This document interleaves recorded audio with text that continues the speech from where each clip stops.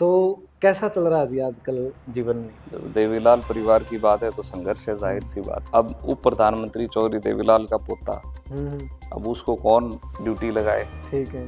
तो वहाँ पे हमारा पूरा एक शेड्यूल होता था, अभी आपका गेम्स का टाइम इतना है, हम्म। आपको रनिंग करनी है, सुबह 5 किलोमीटर तो रनिंग करनी है। हम्म। लेकिन आदित्य भाई साहब थोड़ा सा मस्ती में आगे बंक मारना, क्योंकि बालक बुद्धि, जी। वो उतनी उम्र थी और वो फीलिंग ले गए थी। मैं तो देवीलाल जी का। मतलब टीचर्स ने ही फीलिंग दे दी हम्म। कि भाई आप तो चौधरी देवीलाल का पोता है भाई, इसको ठीक है। कौन कहे। पढ़ाई के अंदर तो अब वो तो नंबर तो आपको ही लाने पड़ेंगे, वहां बिल्कुल। तो आपका टीचर नहीं लिखेगा। हम्म। तो वहां पे उनके नंबर कम आए, हम्म। तो मेरे फादर ने, उन्होंने उनकी क्लास को रिपीट करवाया कि ओके। इसको पास नहीं करना है, इसको 9th में ही रखना है, हम्म। ताकि वो लेसन मिले, दोबारा। उनको सबक मिले कि जी। भाई ऐसे काम नहीं चलेगा। हम्म। तो आदित्य भाई साहब की 9th क्लास को वापस उन्होंने रिपीट कराया, ठीक है। उनको मतलब फेल किया गया हम्म। कि भाई ये काम पढ़ नहीं रहा, डिसिप्लिन में नहीं, तो इसको फेल करो ताकि इसको सबक आए। नमस्कार दोस्तों, स्वागत है आपका खबर हरियाणा के यूट्यूब चैनल पर। और इंटरव्यूज की श्रृंखला में बातचीत के सिलसिले को आगे बढ़ाते हुए आज हम पहुंचे हैं देवीलाल जी के सबसे छोटे पोते जो अनिरुद्ध देवीलाल जी हैं, हमारे साथ वार्तालाप में मौजूद हैं। इनसे जानेंगे स्वर्गीय चौधरी देवीलाल जी के वो अनसुने किस्से जो आज तक जनता के सामने, लोगों के सामने नहीं आए हैं, जो अपने आप में ही एक अजीब उदाहरण है, अनोखा उदाहरण है। और स्वर्गीय चौधरी ओम प्रकाश चौटाला जी के भी वो प्रशासनिक अनुभव जो जिनको हरियाणा ने उन्हें दिया है, हरियाणा के विकास में जो उनका योगदान रहा है, किस तरह की उनकी कार्यशैली थी, क्या उनकी जीवनचर्या थी, उन तमाम बातों के साथ में बातचीत के इस सिलसिले को शुरू करते हैं। नमस्कार जी। नमस्कार, सभी दर्शकों को मेरी नमस्कार। तो कैसा चल रहा है जी आजकल जीवन में? अच्छा है, संघर्ष है जीवन। जब देवीलाल परिवार की बात है तो संघर्ष है, जाहिर सी बात है। देवीलाल परिवार में जन्मना अपने आप में एक उदाहरण है। क्या इसके साथ साथ कोई बड़ी जिम्मेवारी भी एक कंधे पे डल जाती है कि ये देवीलाल का परिवार है, देवीलाल का खून है, तो ये जिम्मेवारियां तो उसकी ऑटोमेटिक ही हो जाती है? देखो, चौधरी देवीलाल उन्होंने अपना पूरा जीवन एक समाज के उत्थान के लिए, हरियाणा देश के लिए दिया। और उनके परिवार में अगर जन्म हुआ है तो जाहिर सी बात है कि आप पे अपने आप जिम्मेदारी आ जाती है उस नाम को कायम रखने की, उस नाम को आगे बढ़ाने की, और जो उनकी कार्यशैली थी उसको जनता के अंदर प्रभावी तरीके से लागू करनी। वो विचार चौधरी देवीलाल जी, संघर्ष विचार वो हमें देके गए, हमें उस पे कायम रहना है। और जनता की भी यही उम्मीद परिवार के हर सदस्य से रहती है कि भी ये देवीलाल परिवार का वारिस है, वंशज है। राजनीति के अंदर विरोधी भी हैं, तो विरोधियों को लगता है कि चौधरी देवीलाल का इतना बड़ा कुनबा है। मैं भी सोशल मीडिया पे बहुत सारे इंटरव्यूज आते हैं तो नीचे बहुत कमेंट्स लिखे होते हैं कि क्या ये एक ही परिवार है जी। और परिवारवाद से राजनीति को बाहर किया जाए। पर मैं आपके माध्यम से आम जो भी दर्शक हैं उनके बीच यही विचार लेके जाना चाहूँगा कि राजनीति में या किसी भी काम में या किसी कार्य क्षेत्र में कोई परिवारवाद जैसी चीज नहीं होती। ये एक इच्छा शक्ति होती है। आप कोई भी कार्य करें, उसमें इच्छा शक्ति है तो आप वो कार्य करेंगे और उससे आप लोक भलाई का काम करें जी। तो अगर चौधरी देवीलाल परिवार में हम पैदा हुए और हमें वो संघर्ष मिला, हमें वो एक जीवन शैली मिली, तो हमारी कोशिश ये रहती है कि हम ज़्यादा से ज़्यादा लोगों के लिए काम करें जी। और ज़्यादा से ज़्यादा हम अपने इलाके को, अपने राज्य को, अपने देश को आगे लेके जाएं। तो बात चल रही है जी परिवार की, तो देवीलाल परिवार के देवीलाल जो परिवार है, उस परिवार में कौन कौन है? उनके कितने भाई थे, कितने बहन? थोड़ा एक बार अगर आप बताना चाहो तो आज की पीढ़ी में अगर लगाओ, जिस तरह से अजय जी है, अभय जी है, आप हो, रवि जी है, मतलब ये सारा एक बार उसके परिवार के बारे में थोड़ा स्ट्रक्चर देना चाहो तो आप। तो वैसे तो ये जग जाहिर है चौधरी देवीलाल जी के 4 बेटे और जी। 1 बेटी, हम्म। और सबसे बड़े ओम प्रकाश चौटाला जी, जी। उनसे छोटी उनकी बहन शांति देवी जी, ठीक है जी। उनसे छोटे थे चौधरी प्रताप सिंह जी, जी। उनसे छोटे थे चौधरी रणजीत सिंह जी, जी। और सबसे छोटे थे चौधरी जगदीश जी, जी। वो मेरे पिताजी थे। जी। तो अभी बेटों के अंदर चौधरी रणजीत सिंह जी हैं, जी। और उनकी बेटी शांति देवी शांति। जी वो मौजूद हैं हमारे भी। तो सभी एक्टिव पॉलिटिशियन है अभी भी उनके, मतलब रंजीत जी या फिर उनसे नीचे वाली पीढ़ी आए तो? रणजीत ताऊ जी हैं, वो तो अभी पीछे मंत्री भी थे, जी। अभी चुनाव भी लड़े विधानसभा का। हम्म। और हमारे परिवार से आदित्य जी। जी हैं, वो एमएलए हैं अभी विधानसभा में डवाली से, वो एक्टिव हैं। जी। और प्रताप ताऊ जी के परिवार से सुनैना भाभी जी हैं, जी। रवि भाई साहब हैं, जी। और जितेंद्र भाई साहब हैं जो बड़े बेटे, हम्म।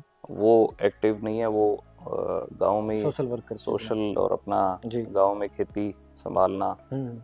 उनका इंटरेस्ट उसके अंदर है। ठीक है जी। और सबसे बड़े ओम प्रकाश चौटाला जी थे, हम्म। तो उनके अभय जी हैं, हम्म। अजय जी, जी। तो दोनों एक्टिव हैं। अजय भाई साहब जेजेपी पूरन पार्टी को करते हेड हैं। कर रहे हैं, जी। और अभय भाई साहब आईएनएलडी को हेड कर रहे हैं।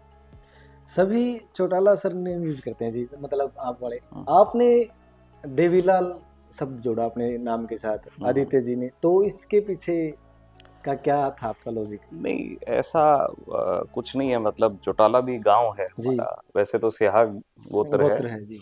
तो एक प्रचलन था कि आप हमेशा अपने गांव को जोड़ के चलें। हम्म। तो जब भी आप गांव या गोत्र, जी। तो आप हमेशा चाहते हैं कि आप उसको और मजबूत करें। हम्म। देवीलाल को हम नाम नहीं, एक विचार मानते हैं जी। हमेशा। तो उस विचार को साथ जोड़ना नाम के, हम्म। उसको और मजबूत करना, तो ये इच्छा थी हमारी कि ये जो नाम वापस उन विधानसभा और लोकसभा के गलियारों में गूंजे, गूंजे। ठीक है। देवीलाल नाम। तो जिसमें हमने मेहनत भी की, जी। और उस नाम को हम विधानसभा के अंदर लेके गए।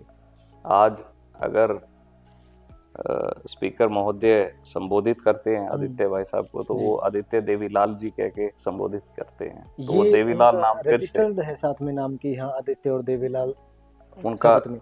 उनका रजिस्टर्ड है। जी। जो नॉमिनेशन के अंदर भी आदित्य देवीलाल ही आदित्य देव। फाइल किया गया, क्योंकि उसमें आपके पास ऑप्शन होता है ओके। कि आपका मोस्ट पॉपुलर नेम क्या है, क्या नाम जी। आप चाहते हैं बैलेट पेपर पे। हम्म। तो वो नाम आदित्य देवीलाल ही दिया गया, तो उनका नाम आदित्य देवीलाल ही संबोधित किया जाएगा। ठीक है जी। तो अभी ओम स्वर्गीय श्री ओम प्रकाश चौटाला जी पंचतत्वों में विलीन हो गए। सबसे पहले तो हम उनको नम्र श्रद्धांजलि देना चाहेंगे। तो उनसे जुड़ा हुआ आपका जो भावुक कर देने वाला किस्सा है, या फिर कोई ऐसा कि अंतिम दिनों में कुछ ऐसी मुलाकात हुई हो जो अभी तक भी जहन में है कि जैसे ये तो कल की बात है, कोई ऐसा किस्सा बताना चाहोगे? सबसे जो एकदम हालिया अभी चुनाव का ही, जी। उन्होंने 91 ईयर्स की उम्र में, जी। 91 साल, जो आधिकारिक तौर पे तो 89 दिखाया गया है, लेकिन उनकी 91-92 साल की उम्र में उन्होंने संसार को छोड़ा। जी। तो इस उम्र के अंदर उन्होंने प्रचार किया इलेक्शन में, जी। और आम लोगों के बीच में गए, और इलेक्शन खत्म होने के बाद भी उन्होंने लगभग 4 या 5 जो गांव के अंदर विवाह समारोह, जी। उनमें मैं भी मौजूद था, और अचानक से वो भी पहुंच गए। जी। तो वो बड़ी उनके अंदर एक लोगों से जुड़ने की, लोगों के बीच रहने की बड़ी उनके अंदर एक लगन थी। जी। और हमेशा, मतलब इस उम्र में इतना उत्साह होना, आज अगर हम देखते हैं अब आज की हालिया पीढ़ी, तो अगर उनसे तुलना की जाए, जी। तो चौटाला साहब जितना मेहनती राजनेता हरियाणा को ना मिला, ना मिल सकता। उनका जो मेहनत करने का और लोगों के बीच रहने का जो उनके अंदर एक जज्बा था, वो आज के किसी भी नेता, आप चाहे अभी जो सीएम है नायब सिंह सैनी। नायब सिंह सैनी है, हम्म, उनमें भी वो जज्बा नहीं है सीएम रहते जो हुए, जितनी मेहनत वो जितनी मेहनत अपनी वो चौटाला करते थे। साहब। उनकी कुछ और भी खासियत थी सर की कि प्रशासनिक पकड़ रखना या फिर लोगों से जुड़ाव की कुछ ऐसी मुहिम या फिर ऐसे प्रोग्राम्स चलाना जिससे जनता देखिए, से जुड़े रहें। वो तो मैं क्या कहूँगा, वो तो हरियाणा के आप चाहे किसी भी गली में जाके पूछेंगे तो हर व्यक्ति ये कहता है भी चौटाला साहब की जो पकड़ थी प्रशासन पे, जी। वैसी पकड़ आज तक किसी की नहीं हो पाई। और दूसरा, चौटाला साहब पैसे की बर्बादी नहीं करते थे कभी, ठीक है। मतलब वो उसके सख्त खिलाफ थे, चाहे वो सरकारी पैसा हो, उसकी बर्बादी नहीं होनी चाहिए। वो पूंजी को संभालना और ठीक है। पूंजी का सही उपयोग वो चौटाला साहब जानते थे। तो ये आरोप प्रत्यारोप चलते रहते हैं कि इन्होंने मतलब संपत्ति पे ज्यादा फोकस किया है, तो फिर ये सिर्फ सिर्फ राजनीति को टारगेट करने के लिए किया जाता है फिर, या फिर ऐसा नहीं था कि वो तो मतलब कार्य करने में ही विश्वास रखते थे? ऐसा इसमें है, क्या कहना चाहोगे? राजनीति में आरोप लगने जी। वो लाजमी बात है। हम्म। आरोप नहीं होंगे तो दूसरे जो आपके विरोधी हैं हम्म। वो कैसे वोट मांगेंगे। जी। रही बात संपत्ति की, हम्म। तो आज जो भी नेता है, हम्म। आप सबके एफिडेविट उठाइए, जी। सभी के पास संपत्ति है। सही बात। तो संपत्ति अर्जित करना, उसको उसके माध्यम है, वो व्यापार के थ्रू भी अर्जित होती है। ठीक है। कोई आरोप चौटाला साहब पे सिद्ध नहीं हुए। ऐसे आरोप तो लाल कृष्ण आडवाणी जी पे भी लगे, ठीक है। हवाला कांड, चौधरी देवीलाल पे भी लगे, हर एक पे आरोप लगते हैं। ये कोई कारण नहीं है कि आपने कहा भी चौटाला परिवार ने संपत्ति अर्जित की। हमारे जो पूर्वज थे जी। वो अच्छे खासे जमीन के मालिक थे, ठीक है। तो हमारे को कभी इस चीज की लालच नहीं रहा कि हमें संपत्ति बनानी। ठीक है। अगर वो लालच होता तो चौधरी देवीलाल खुद अपने जीवन काल में उन्होंने कहीं भी एक कोई रजिस्ट्री कराई हो, कोई साबित कर दे भी चौधरी देवीलाल ने फलाने शहर के अंदर इतनी जमीन खरीदी या ये प्लाट खरीदे, उनका वो लक्ष्य ही नहीं था। तो स्वर्गीय चौधरी देवीलाल जी के पूर्वज ये कहते हैं राजस्थान से ही वो हरियाणा में आए थे, तो उस इतिहास को थोड़ा बताना चाहोगे कि कब पूर्वज आए, कितने साल पहले की बात है, तब जाके हरियाणा में स्थापित हुए? ये तो देखो, एक इंसान है, इंसान का जो विस्थापित होना एक आम बात है।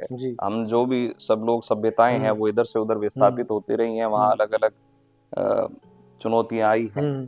तो ये आज से करीब 200 साल पहले, ठीक है, कि तकरीबन जो हमारा परिवार है वो राजस्थान के नोखा से वहां से विस्थापित होके, उस समय हरियाणा सूबा नहीं था, पंजाब कह सकते हैं, या पंजाब भी नहीं था, मतलब ये तो ब्रिटिश शासनकाल था उस समय का पंजाब, और पंजाब भी रियासतें थी छोटी छोटी छोटी छोटी। ठीक है। तो हिंदुस्तान या इंडिया तो अब बना है 1947 में, उससे पहले तो इनको हम रियासतें कह सकते हैं। तो उस समय वो महाराजा गंगा सिंह की रियासत थी, बीकानेर, और वो बीकानेर रियासत में वहाँ पे जो आपस के उनके टकराव थे उस समय के, कि वहाँ पे अत्याचार होते थे जो जातीय आधार पर, तो उससे उन्होंने तंग आकर और उन्होंने वहां से विस्थापित करके ये पंजाब का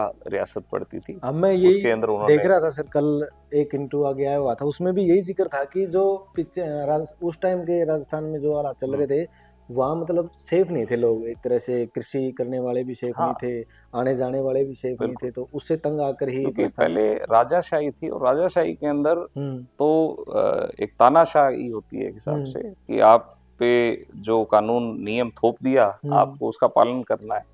अगर आप अनाज बो रहे हो और आपको अगर राजा ने हुक्म दिया कि भाई सारा अनाज यहाँ डालना है आपको, तो डालना पड़ेगा। ठीक है। तो वो चीजें उस समय का दौर ऐसा था, तो उस दौर को देखते हुए विस्थापन। तो एक मेरे ये जहन में थी बात कि अगर देवीलाल परिवार में जन्म लिया है तो आधा नेता तो जन्म से ही बन जाता है, इसमें कितनी क्या सच्चाई है, या फिर ये वैसे मिथ चल गई, एक नाम चल गया कि ये आप देखो, जैसे एक डॉक्टर परिवार है जी, अगर हस्बैंड पति पत्नी दोनों ही अगर डॉक्टर हैं, तो जाहिर सी बात है कि उनके घर के अंदर आम जो बोलचाल होगी तो उसमें वो सर्जरीज को डिस्कस करेंगे, जी। वो मेडिकल केसेस को डिस्कस करेंगे। हम्म। तो जब बच्चा बैठा होगा पास जी। तो आधी नॉलेज तो उसको हो ही जाएगी हम्म। कि भाई मेरे फादर ऑर्थोपेडिशियन है, हम्म। तो वो हड्डियों के बारे में क्या रोग होते हैं, क्या क्या सिम्टम्स हैं, तो ठीक आधी है। चीजें पता चल जाती हैं। तो वैसे ही एक राजनीतिक परिवार में, इसीलिए मैंने बात की कि परिवारवाद लोग इसको नाम देते हैं, पर वो परिवारवाद नहीं है। ठीक है। वो अपब्रिंगिंग, वो उसका जो बड़ा होना, उनका पालन पोषण ही इस तरह पालन का पोषण हुआ है, उसके अंदर वो बातें, वो लोगों से पब्लिक डीलिंग होना, वो बचपन से ही। अब मैं आपको छोटा सा किस्सा बताता हूँ। हम जी। राई स्कूल में थे, तो राय स्कूल में। हाँ, मैं राई स्कूल से पढ़ा हूँ। तो राई स्कूल के अंदर मैं 5वीं कक्षा में था, और उस समय चौधरी देवीलाल मुख्यमंत्री थे ठीक है। हरियाणा के, बाद में वो प्रधानमंत्री बने। तो उस समय मेरे को, जो हमारे हॉस्टल की वार्डन होती थी जी। वो मेरे को ट्रांसफर की पर्ची दिया करती। अच्छा, कि मुझे पता ही नहीं था कि ये है क्या। जी। तो वो कहती थी ये आप अपने पापा को देना जी, मेरा ये काम करवाना। तो हमें उस समय से वो जब जिम्मेदारी दी कि भी अब हमारी वार्डन ने उसने दिया, जी।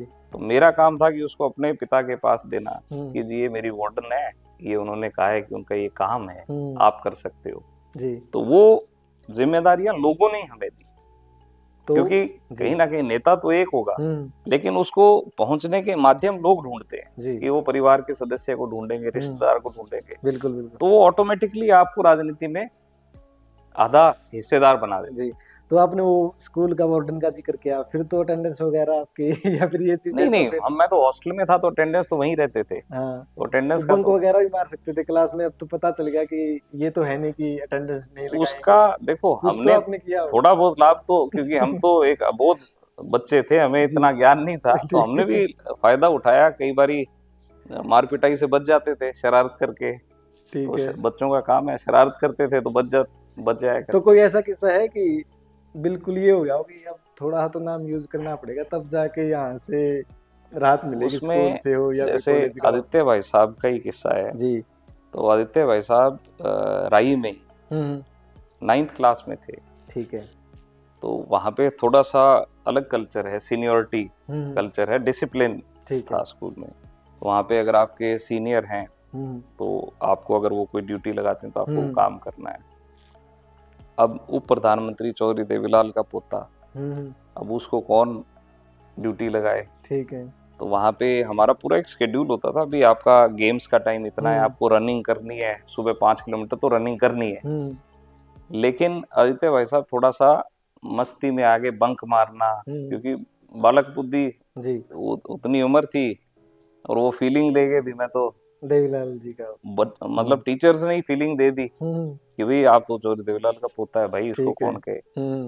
तो वो पढ़ाई के अंदर तो अब वो तो नंबर तो आपको ही लाने पड़ेंगे, वहां तो आपका टीचर नहीं लिखेगा। तो वहां पे उनके नंबर कम आए। तो मेरे फादर ने, उन्होंने उनकी क्लास को रिपीट करवाया, इसको पास नहीं करना है, इसको 9th में ही रखना है, ताकि वो लेसन मिले, उनको सबक मिले कि भाई ऐसे काम नहीं चलेगा। तो आदित्य भाई साहब की 9th क्लास को वापस उन्होंने रिपीट कराया। ठीक है। उनको मतलब फेल किया गया कि भाई ये काम पढ़ नहीं रहा, डिसिप्लिन में नहीं, तो इसको फेल करो ताकि इसको सबक आए। जी जी। आपने भी आदित्य जी पे ऐसा नहीं बताया कोई आपने? नहीं, मैं तो कोई ऐसा काम नहीं किया। हम तो उसी से डर जाते थे कि बड़े भाई का ये हाल है तो हमारा हमारा तो होना ही है। अच्छा जी, क्या मतलब राजनीति है, क्या परिवार से बड़ी होती है?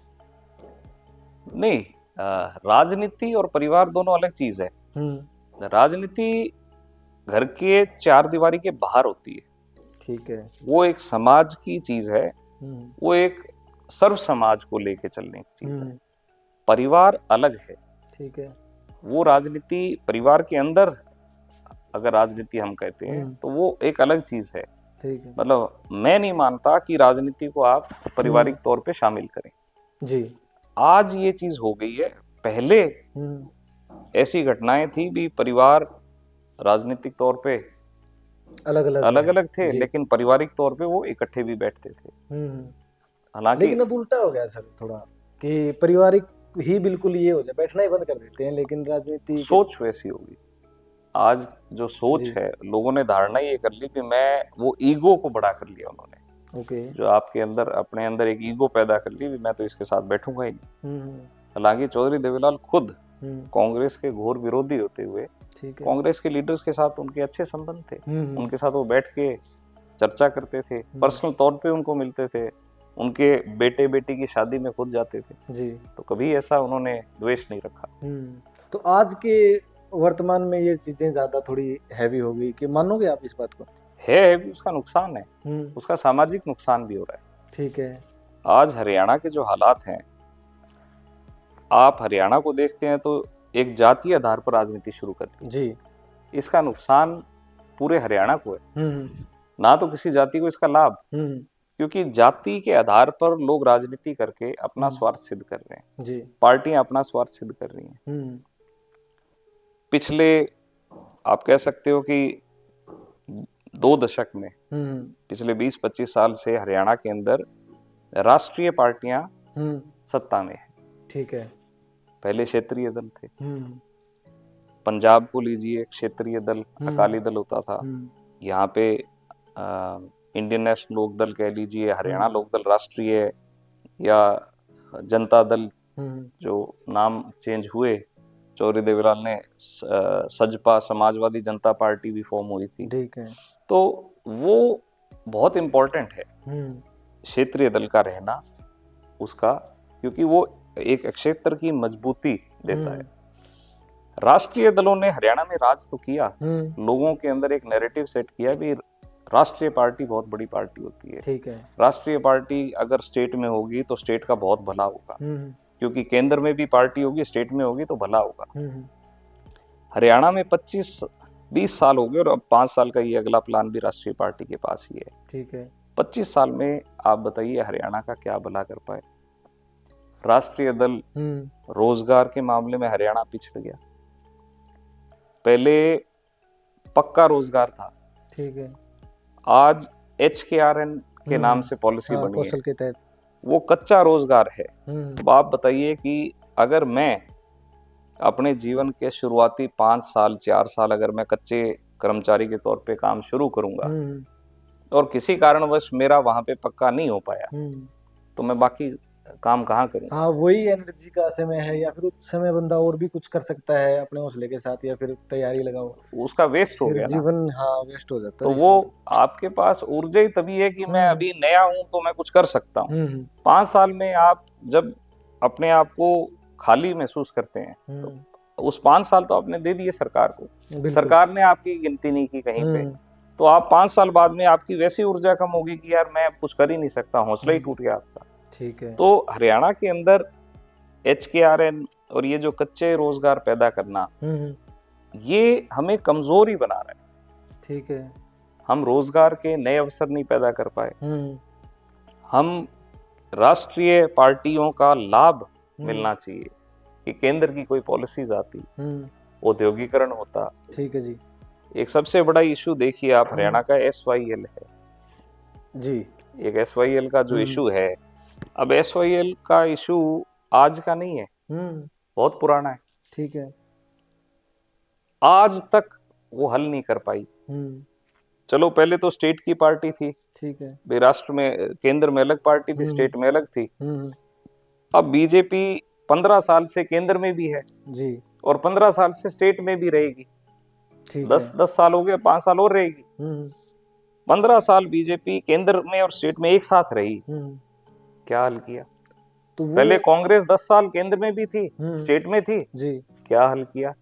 तो उसमें पंजाब सरकार का नहीं होता क्या सर रोल उसमें बीच में, या फिर सेंटर और स्टेट दोनों अंडरस्टैंडिंग करके कर सकते हैं? ऐसा है, सेंट्रल केंद्र पार्ट में जो दल है SYL जो है वो पंजाब और हरियाणा, उसका एक समझौता हुआ जी, उसके तहत पानी मिलना था। सुप्रीम कोर्ट ने आदेश दिया। मैं क्यों कह रहा हूँ केंद्रीय पार्टी का जी, इसमें एक सबसे बड़ा जो मुद्दा था कश्मीर का, 370 धारा तोड़ी गई जी, तोड़ी बिल्कुल, 35A तोड़ी।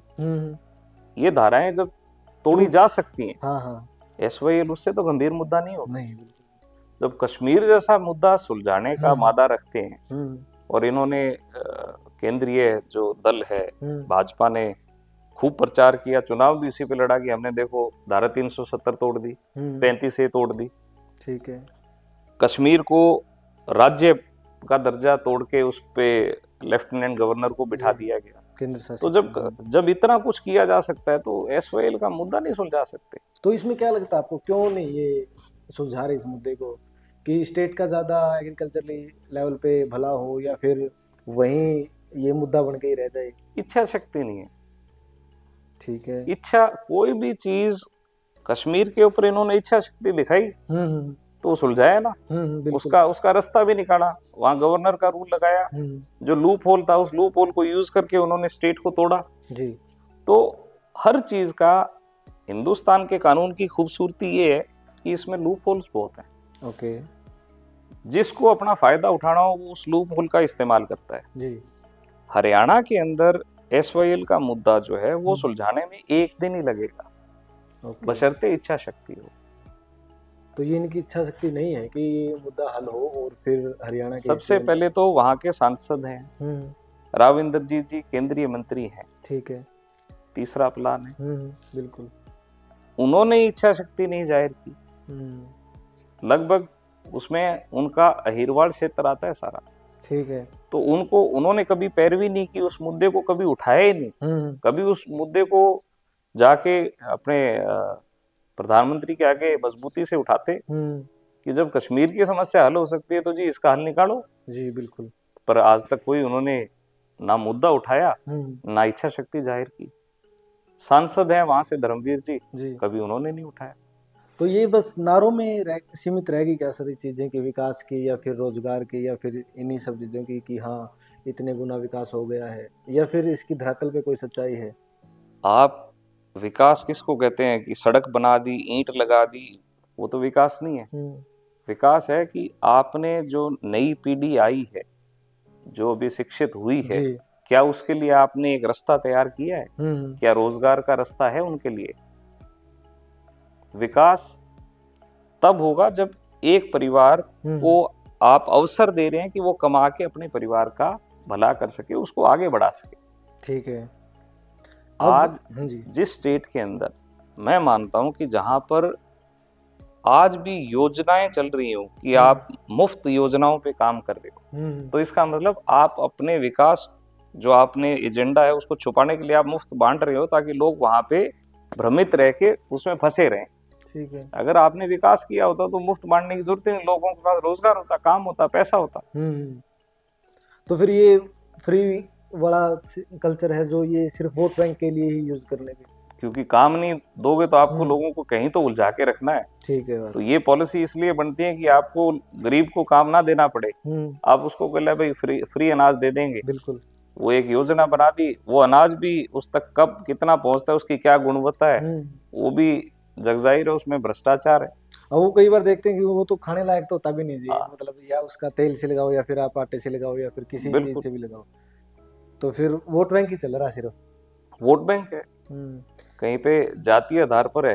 अब आदित्य भाई साहब ने विधानसभा के अंदर एक प्रश्न उठाया था, महात्मा गांधी कॉलोनियां बनी हुई हैं हरियाणा के अंदर, लगभग हर गांव के अंदर।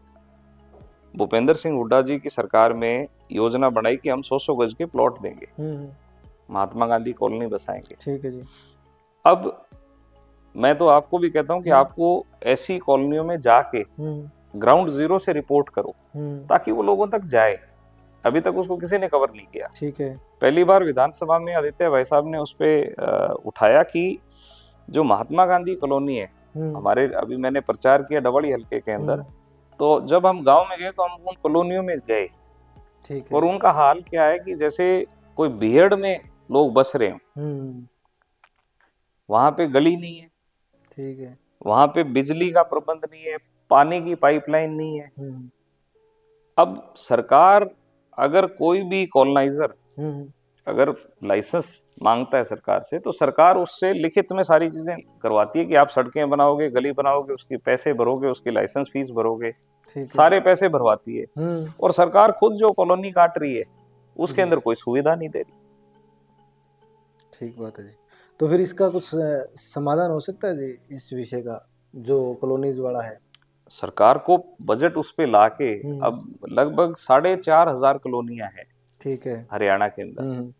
और 6200 हमारी पंचायतें हैं, उनमें से 4,500 हम्म। पंचायतों में वो कॉलोनियां हैं, ठीक है। और उसका बजट था तकरीबन 320 करोड़ का, हम्म। जो एलोकेट हो रखा था। तो तकरीबन 7-8 लाख रुपए एक कॉलोनी का बजट। अब 7-8 लाख रुपए के अंदर एक गली नहीं बन सकती, आप पूरे कॉलोनी के कॉलोनी अंदर को क्या? कैसे विकास करोगे? तो उसका बजट बढ़ाना पड़ेगा सरकार को। तो ये सीएम जो है वर्तमान में हरियाणा में, नायब सैनी जी, उन्होंने प्रोग्राम चलाया है कि जो एसपी डीएसपीज होंगे वो मंथ में एक बार स्टे करेंगे गांव के अंदर। तो किस तरह देखते हो, ये कैसा प्रोग्राम है और किससे जुड़ा हुआ है कोई? इसका कोई, ये तो शगुफा है, इसका क्या फायदा है जी। महीने में एक रात हम्म। पिकनिक कहीं भी बनाई जा सकती है, वो अधिकारियों के लिए तो पिकनिक है। ठीक है। तो वो एक रात स्टे करेंगे तो वहां पे क्या सुनवाई होगी और क्या उसका फायदा है? अगर सीएम इसके प्रति अगर सही अपना एक नजरिया रखते तो उनको तो बल्कि 5 दिन ठीक है। फील्ड के अंदर रखना है कि एसपी और डीसी अगर 5 दिन फील्ड में रहेंगे, हर रोज एक नए गांव में वो दरबार लगाए, जैसे चौटाला साहब ने लगाया था सरकार आपके द्वार। ठीक है। तो अधिकारियों को तो फील्ड में रहना चाहिए, जो उनका काम है जी। और नहीं तो आधे दिन तो कम से कम फील्ड में रहना चाहिए। कि अगर उनकी ड्यूटी 5 बजे तक है तो लंच से पहले का जो सुबह से लेके लंच टाइम तक वो उनको एक गांव में बिताना चाहिए। ठीक है। ताकि जो उनका ऑफिस का काम है वो लंच के बाद आके अपना कागजी काम वो कर सकें।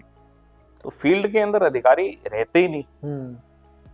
वर्तमान में आप मानते हो कि हरियाणा में अपराध दर या फिर बढ़ा है, नशा हो, अपराध हो, ये सब चीजें? बिल्कुल। तो इस पे कुछ रोकथाम कहीं नजर आ रही है? रोकथाम क्या है, देखो सबसे बड़ी चीज है कि राजनीति कहां से कहां आ गई। आज हरियाणा के अंदर अफसरशाही हावी है जी। यहाँ पे लोकतंत्र नहीं है, लोकशाही नहीं है, अफसरशाही है। उसका सबसे बड़ा उदाहरण है कि आज कोई भी डीसी, जेई, उस लेवल का कोई भी अधिकारी है, जेई से लेके डीसी तक, वो ना तो जनता की सुनवाई करता। ठीक है। और उस अपने आप में उसकी जो दबंगई है उसका तो आप पूछो मत, कि एक आम आदमी उससे बात तक करने से कतरा रहा है कि पता नहीं तेरा क्या नुकसान कर दे। अफसर है, कहीं पे तेरे फाइन लगा देगा। कोई बिजली का जेई गया तो वो तो उसका समझ लो कि यमराज ही बन गया अगले के लिए, कि भाई 50,000 की रसीद काट दूंगा, लाख की काट दूंगा, जुर्माना लगा दूंगा। ये अफसरशाही चौधरी देवीलाल ने खत्म की थी। ठीक है। उन्होंने लोगों के अंदर उस डर को खत्म किया कि अफसर जो हैं वो आपकी सेवा के लिए हैं, आपके लिए हैं, वो आपको तंग करने के लिए, डराने के लिए नहीं। उसी चीज को चौटाला साहब ने कायम रखा। ठीक है। लेकिन भूपेंद्र सिंह हुड्डा जब सत्ता में आए, क्योंकि उनका अनुभव नहीं था सरकार चलाने का, तो उन्होंने अफसरों के सारे पहला 5 साल का प्लान चलाया। वहीं से अफसरशाही हावी हुई हरियाणा में। ठीक है। अफसरों ने अपने गुट बना लिए। अफसरों ने, आज भी गुट है अफसरों के हरियाणा में। ओके। तो उनकी अपनी एक लॉबिंग शुरू होगी। उसके बाद में अगला जो प्लान आया, दूसरा प्लान, उसके अंदर वैसे ही भूपेंद्र सिंह हुड्डा समर्थन से चला रहे थे सरकार, तो वहां भी अफसरों ने मौज लूटी। ठीक है। फिर परिवर्तन हुआ बीजेपी का, वहां पे मनोहर लाल जी आए सीएम, उनका अनुभव नहीं था, तो हाँ, उन्होंने भी फिर वो जो अफसर थे उन्हीं के सहारे चलाया। अब नायब सैनी जी हैं, वो भी अफसरों के सहारे चला रहे हैं। नहीं, अब ये कह रहे हैं कि सरकार तो पीछे से मनोहर लाल ही चला रहे हैं। तो मैं कह रहा हूँ चला तो अफसर रहे हैं, मनोहर लाल जी भी अफसरों के सहारे ही चला रहे हैं। ठीक है। वही अफसर तो बैठे हैं जी। भी आज हरियाणा का जो अपना एक वर्चस्व था गाँव के अंदर, आप मुझे ये बताइए, हरियाणा में किसी गांव में जाके आप मुझे एक आदमी गांव का बता दीजिए जो बीजेपी का कार्यकर्ता होकर बोल दे भी मैं आपको ये जबान देता हूँ, ये काम करा दूंगा। हरियाणा के अंदर से जबान की राजनीति खत्म हो गई। ठीक है। राजनीति 2 तरीके की होती है, एक होती है मकसद की, एक जबान की। चौधरी देवीलाल ने जबान की राजनीति को महत्व दिया। उन्होंने जो कहा उसे पूरा किया। चौटाला साहब ने जुबान की राजनीति को महत्व दिया। ठीक है। अभय सिंह चौटाला भी जुबान की राजनीति पे। ओके। बीजेपी मकसद की राजनीति करती है। उनको जबान से मतलब नहीं, उनका मकसद हल होना चाहिए। ठीक है। अगर मकसद हल होने के लिए उनको राहुल गांधी को भी बीजेपी में शामिल करना पड़े तो वो कर लेंगे। उनका मकसद हल होना चाहिए। ओके, तो हमने राजनीति की बातें कर ली, अब थोड़ा आपके भाइयों के बारे में पूछना चाहेंगे। अभय सिंह जी है, अजय जी है, आदित्य, रवि जी हो गए, जितेंद्र, सबसे लाडला कौन है आपका? मतलब भाइयों में प्रेम कह दें कि ये मेरा लाडला है, सबसे भाई है जो। नहीं, सबका हमारा ज्यादा एक स्नेह भी हो जाता है कि ये बड़े से छोटे से इनसे ज्यादा स्नेह है?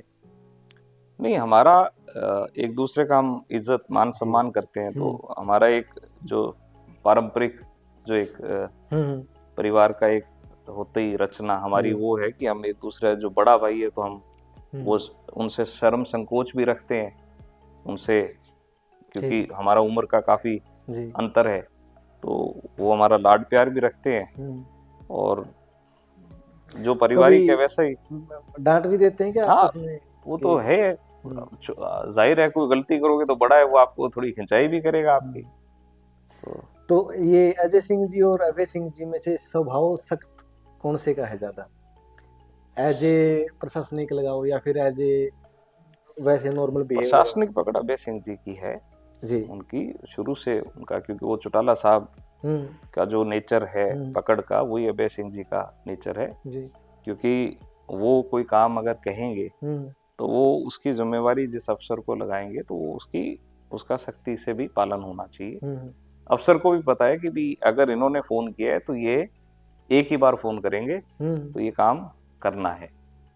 तो अब जिस तरह से कई बार किसी व्यक्ति विशेष से मिलते हैं तो ये स्वभाव का थोड़ा रहता है कि कड़क है स्वभाव, लेकिन वैसे मिलने में कैसे हैं अगर आमजन में बंदा मिले? ये तो एक प्रोजेक्शन दी हुई है लोगों ने, वही कहते हैं एक मिथ्या प्रचार की अभय सिंह ऐसे हैं वैसे हैं। मतलब ऐसा तो कुछ भी नहीं है। मतलब जो उनकी एक इमेज बनाई गई है तो वैसा कुछ नहीं है। वो बिल्कुल नरम है, पारिवारिक हैं, उनके भी बच्चे हैं, पोता है, वो भी पोते पोती के लाड करते हैं, तो जैसा हमारा तो है। और दूसरा क्या है, एक ये हमारा इंसान का एक नेचर होता है, ह्यूमन नेचर, कि हम मुंह फट होते हैं, मुंह पे बोल देते हैं कोई भी बात है। तो चौटाला साहब का भी वो नेचर था और अभय सिंह जी का भी नेचर है, वो कोई भी बात है वो मुंह पे बोल देंगे, उसको वो घुमा फिरा के नहीं बोलेंगे। अगर उनको कोई आदमी ने गलत किया है और वो आदमी उनको पसंद नहीं तो कह देंगे भाई वो आदमी ठीक नहीं है। अब उसका लोग कैसे प्रचार करते हैं कि अभय सिंह ने तो उसको डांट दिया, उसको डपट दिया, तो वो चीजें एक राजनीतिक तौर पे उन पे थोपी जाती है कि इमेज खराब की जाए। आज जो राजनीति हो रही है उसके अंदर आप मुझे बताएं काम की राजनीति है कहाँ? आप किसी की इमेज को खराब करो, ठीक है, और वोट लो। किसी भी हल्के में चले जाओ, वहां पे 4 कैंडिडेट लड़ रहे हैं तो वो चारों एक दूसरे को गालियां देते मिलेंगे। उनको हल्के से मतलब नहीं है कि यहाँ काम क्या होना चाहिए जी। वो कहेंगे भी ये विधायक था, इसने ये कर दिया, इसका खानदान ये है, ये लुटेरे हैं, ये फलाने हैं, तो वो एक दूसरे को गाली देके वोट ले रहे हैं। व्यक्तिगत ज्यादा हो गए एक दूसरे के, उससे मुद्दों के उससे हाँ मुद्दे है ही नहीं। हरियाणा के अंदर मुद्दे कहाँ है? ठीक है, ये ले जाओ। अब जातिगत पे जाओगे तो अगर रोजगार है वो तो सारी जातियों में बेरोजगार है ना, मुद्दा तो वो है। ठीक है, स्वास्थ्य है तो सभी का खराब होगा, वो सब शिक्षा किसको मिलनी है? सभी को मिलनी है। तो ये जो बेसिक मूलभूत मुद्दे हैं वो है ही नहीं, उसको हमने राजनीति में पीछे छोड़ दिया। ठीक है, आरोप लगाओ, लोगों को भ्रमित करो, वोट लो, उसके बाद में वो आरोप खत्म। चुनाव के बाद में कोई जिक्र नहीं करता, 4 साल तक कोई आरोप नहीं होते। जब चुनाव का आखिरी साल होता है उस साल में ही आरोप लगते हैं, उस साल में ही रेड होती है ईडी की। सिर्फ आप लोगों की इमेज खराब करो कि भाई इसके ईडी की रेड पड़ी है, इसके सीबीआई की रेड पड़ी है, इसको इनकम टैक्स का नोटिस आ गया, तो चुनाव के साल में ही आता है। अब तो शायद जनता भी ये भाप गई है चीजें कि ये साल के आखिर में ही होगा या फिर इलेक्शन वाले दिनों में ही होगा, ईडी, सीबीआई, इनकम टैक्स, वो भी समझ गए कि हाँ। जनता तो देख रही है इसको जैसे बिग बॉस का नाटक देखते हैं। ठीक है जी। पर जनता को जैसे बिग बॉस में वोट करके एक लीडर तो चुनना पड़ेगा ना कि ये ढंग का आदमी है। हाँ हाँ। तो जनता को उस आदमी के लिए वोट करना पड़ेगा जो संभाले, जो इस सिस्टम को, ये जो एक जिसको कहते हैं दुष्चक्र है, इसको तोड़े। तोड़े। तो अगर इसी में उलझे रहे तो ये खेल खत्म नहीं होगा और जनता का भला नहीं होगा। ठीक है। तो आपका भाई का तो आपने बता दिया कि लाडला कौन सा था, सबका इक्वल। लाडला भतीजा कौन सा है आपका? दुष्यंत, दिग्विजय, कर्ण, अर्जुन, सारे सूर्य, लाडले हैं। एक जयदीप। जब चौधरी देवीलाल उप प्रधानमंत्री थे तो मैं छोटा ही था, बताया मैंने, मैं उस समय था 6ठी में, और दादी जी का इंटरव्यू लेने आ गए। तो हम लोग बैठे हुए थे ये दिल्ली कोठी में, तो हम साथ में बैठ के, दादी जी बैठे थे, तो पत्रकार उन्होंने पूछा कि आपके 4 बेटे हैं, तो चारों में सबसे लाडला कौन है? तो उन्होंने मिठाई परोस रखी थी। तो हालांकि पढ़ी लिखी नहीं थी मेरी दादी, पर मैं वही कहता हूँ, आज पढ़े लिखे लोग तो बेवकूफी कर रहे हैं और अनपढ़ लोग बड़े ज्ञान की बात करते थे। तो उन्होंने लड्डू उठाया प्लेट से, लड्डू उठा के पत्रकार को बोले भी इसको आप किसी भी तरफ से खा लो, ये आपको मीठा लगेगा जी। तो मेरे जो बेटे हैं वो सारे इस लड्डू की तरह हैं, भी मेरा सारे ही बराबर है। ठीक है। तो वैसा ही है भी हमारे परिवार में, चाहे भतीजा है चाहे पोता है, हमारे लिए सारे लाडले हैं। अगर वो गलती करेंगे तो हम उनको टोकेंगे, अगर अच्छा काम करेंगे तो हम उनका प्रोत्साहित करेंगे कि और अच्छा काम करें। निजी रूप से आपने कभी डांट लगाई है पर्सनली कि ये गलत कर रहे हो आप, मतलब भतीजो थोड़ा अनुशासन में रहो या फिर समाज में? देखो, जब आप पारिवारिक तौर पे बैठते हो तो आप पारिवारिक तौर पे बताते हो कि भैया आपका ये जो स्टेप है गलत है जी। जब आप राजनीतिक तौर पे तो आप उसको या तो मीडिया के माध्यम से आप कहोगे कि जो ये काम कर रहे हो ये गलत है, तो वो चीजें चलती रहती है। ठीक है। जो राजनीति में शब्दों का यूज होता है, मतलब पिता तुल्य, नेताजी, बड़े भाई साहब, क्या ये शब्दों में ही रह गए, अजीज शब्दों में ही है या फिर इनमें वास्तविकता भी है कि हाँ किसी को मान लेते हैं? तो आजकल तो ये टॉन्ट होता है। अच्छा जी। भाई किसी को बोला पिता तुल्य है, हाँ। तो वो उसके लिए एक टॉन्ट ही मार रहा है। ठीक है। क्योंकि उसका कोई अर्थ तो है नहीं। अब पीछे जैसे वो चला था कि दादा गौतम, हाँ। तो वो कितना उसको वायरल हुआ, कितने मीम बने उसके ऊपर, हाँ, दुष्यंत के दादा गौतम। ठीक है। तो वो दादा गौतम आज वो वहां पे बीजेपी के दादा हैं। तो ये आजकल मैं नहीं मानता कि इनके अंदर कोई वास्तविकता है, कि आपको सिर्फ एक लोक लुभावनी तरीके से भाषण है उसको परोसना है जी। मेरा तो मानना है भी जो भी काम है उसको आप देसी अंदाज में और सीधा परोसो लोगों के अंदर। आपके मंचों से अगर ऐसे शब्दों का प्रयोग हुआ, मतलब तो समझ जाओगे कि आप ये मैं तो मतलब इसी को फिर कोई युवा वाला बच्चा करेगा। जैसे कहते हैं कि युवा दिलों की धड़कन और ये मतलब ये कहने की बातें हैं, ऐसा कुछ नहीं है। ठीक है। भी एक अच्छा काम कर रहा है तो आपको एक अच्छे शब्द में भी उसको कह सकते हो भी इन्होंने ये अच्छा काम किया है और ये विजन है इनका। वो ये दादा गौतम की बात चल गई थी, वो आपकी बार सब चले थे उनकी, वो भी वायरल हुई है। हाँ। तो वो काद्यान जी, हाँ, काद्यान जी आपकी बार भी गए तो उनके साथ भी थोड़ा क्या मानते हो जी? देखो मैंने आपको यही कहा, बीजेपी मकसद की राजनीति करती है। उनका मकसद हल हो रहा था कि दादा गौतम को लेके आए और वहां से चुनाव लड़ाएं और वो जीत जाए। ठीक है। यही दादा गौतम है। कभी जब बीजेपी के आज बहुमत है, यही दादा गौतम उन लीडरों में से है जो कभी बीजेपी के एकमात्र या 2 विधायक थे। एक दादा गौतम थे, एक नरेश मलिक। ठीक है। कभी हरियाणा में बीजेपी के 2 विधायक बने थे, उनमें एक दादा गौतम थे और एक नरेश मलिक।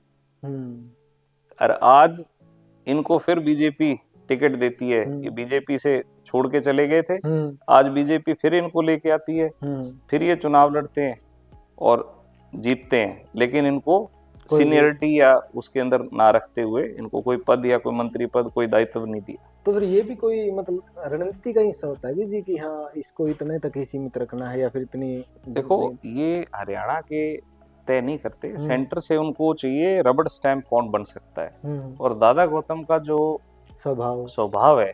वो मैंने जैसे कहा, वो मुंह फट है, देसी आदमी है, जो उनको आई बात तो बोल दी। वो चीजें बीजेपी में नहीं चलती, कि यहाँ पे यस मैन कल्चर है, कि आपको ऊपर से जो आदेश है आपको वही उसी की पालना करनी है, अदरवाइज आप इस पार्टी के लायक नहीं। ठीक है। जैसे अंग्रेज थे, अंग्रेजों ने हिंदुस्तान में जब राज किया तो यहाँ पे रजवाड़ों को सबसे पहले उन्होंने पेंशन पर ले लिया। जितने राजा थे उनके राजपाट पे कब्जा करके और बोला कि भाई नाम का राजा तू है और हम तुझे पेंशन देंगे, राज हम करेंगे, पॉलिसी हमारे हिसाब से चलेगी। ठीक है। तो वैसे ही बीजेपी ने जो हमारे, जिनको हम कहते हैं मूड की राजनीति, जो मूडी राजनीति थी, जमीनी राजनीति, उन नेताओं को अपनी पार्टी में लेके उनको राज्यसभा का एमपी भी बना दिया, किसी को मंत्री बना दिया। ठीक है। लेकिन वो सिर्फ नाम का, राज बीजेपी करेगी। तो हमारे को आज हरियाणा के अंदर जमीनी राजनीति हमारी खत्म हुई जी। क्योंकि सारे जो हमारे अच्छे नेता थे, लगभग जो पुराने दौर के, चौधरी देवीलाल के दौर के, आज उनके लगभग पारिवारिक सदस्य है वो बीजेपी के अंदर पेंशन पे चले गए। ठीक है। उनकी घर वापसी तो शायद क्या कह सकते होगी, या फिर किनकी? जो आप कह रहे हो ना कि वो पेंशन पे चले गए, मतलब वहां चले गए। आप समझे नहीं। ऐसा कब होता है? जब आप लोगों से कट चुके होते हो। ठीक है। आपके पास सिर्फ नाम है, लेकिन आपके पास में जमीनी ताकत नहीं है। धरातल से उठ चुके हो आप। चौटाला परिवार, चौधरी देवीलाल परिवार आज क्यों मजबूत है? पूरे देश में ऐसा उदाहरण कहीं नहीं है कि चौधरी देवीलाल परिवार वो है जो दूसरों से भी लड़ रहा है और अपनों से भी लड़ रहा है। ठीक है। और फिर भी जीवित है राजनीति में। सही बात है।